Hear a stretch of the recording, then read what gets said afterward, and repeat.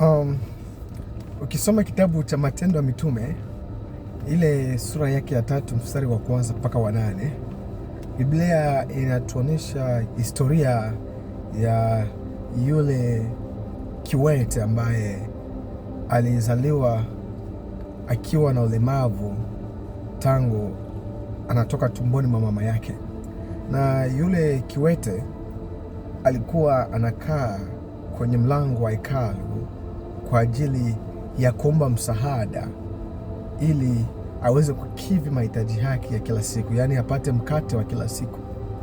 Na ilifika kipindi fulani kama vile kawaida ya yule kiwete, kila siku watu walikuwa wakimbeba asubuhi, wanamwacha pale anaomba. Itakapofika jioni, watu wanaenda kumchukua, wanamrudisha nyumbani.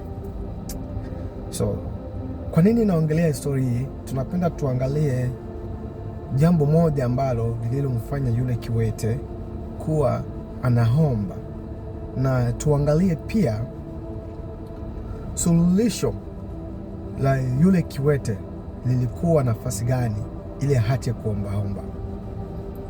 Tunakuja kuambiwa ya kwamba yule alizaliwa akiwa mlemavu, na inakuja kubainika ya kwamba kufuatana na ulemavu wake yule kiwete ndio uliomfanya awe chini akitegemea watu wengine wamsaidie. Mungu ametuumba na miguu yenye kukomaa, miguu ambayo yenye nguvu, ili tujitafutie chakula chetu cha kila siku. Lakini yule kiwete alikuwa na udhaifu wa miguu, hakuweza kutembea tangu kuzaliwa kwake, na kupitia udhaifu ule hakuweza kujitafutia peke yake ili apate mkate wa kila siku. Basi kupitia udhaifu ule aliweza kukaa chini ili kutegemea msaada kwa watu, yaani pesa na chakula. Hiyo ndio udhaifu mkubwa sana aliyokuwa nao, na alichokuwa anategemea kutoka kwa watu ilikuwa tu ni pesa ama dhahabu, ili kwa ajili anunue mahitaji yake ya kila siku.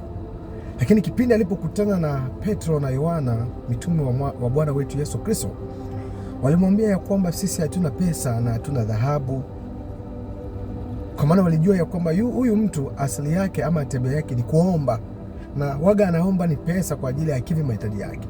Lakini wao hawakuwa na kitu chochote cha kumpa kufuatana na nia yake yeye apate kupewa, na mtazamo wa yule mtu ulikuwa ni kupata kitu ambacho kitakachomsaidia kwa wakati ule ule, kwa sababu hakukuwa na tumaini la kuweza kupata kitu ambacho kitamaliza matatizo yake ya kuombaomba kila siku.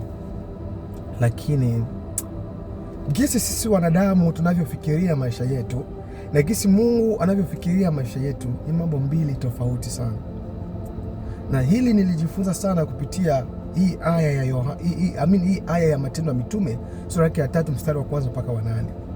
Nimekuja kuelewa ya kwamba wakati Petro na Yohana walimuelewa yule binadamu, wakamwambia kwamba no, sisi hatuna pesa, hatuna kitu chochote kile, lakini tulicho nacho ni kikubwa zaidi, ambao ni Yesu Kristo.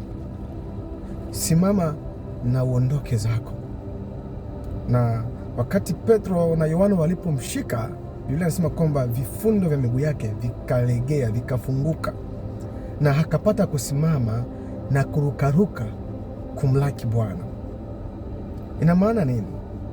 Sisi wanadamu unaweza kuwa unamuomba Mungu jambo fulani kufuatana na mahitaji yako ya kila siku, lakini kumbe Mungu aone lile hitaji lako kama ni la muhimu zaidi, na kufuatana na tatizo ambalo ulilo nalo. Na Mungu akipenda kumsaidia mwanadamu, hamsaidii mwanadamu kwa sababu mwanadamu anahitaji msaada kwa wakati ule, bali nimekuja kuamini ya kwamba Mungu anamsaidia mwanadamu kumaliza tatizo lake ili mwanadamu ajitegemee kupitia msaada wa Mungu peke yake. Alikuwa anahitaji pesa, dhahabu ili anunue chakula cha kila siku, lakini walichompatia siku ile ilikuwa kinashinda dhahabu au pesa, kwa sababu walimpatia uhai wa kujitegemea peke yake. Na hilo ni jambo kubwa sana, watu wengi wanashindwa kulitambua katika maisha yao. Kuna watu ambao wameletwa na Mungu kwako ili kwa ajili ya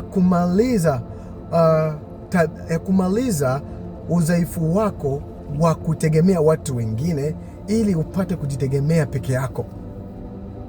Lakini kuliko wewe uangalie ni udhaifu gani ulio nao ndani yako ili ufikishe ule udhaifu kwa yule mtu ambaye Mungu amemwandaa kwa ajili ya kukusaidia, ili yule mtu akusaidie ule udhaifu uondoke, ili wewe ujitegemee peke yako. Lakini wewe unabakia pale pale kuomba msaada, baada ya msaada kupewa ukiisha unahitaji msaada mwingine, na hapo hivyo utajikuta hautakuwa na shukurani. Kwa sababu ya nini? Kile ambacho kinachokufanya uwe muombaji wa kila siku hakijatoka ndani yako.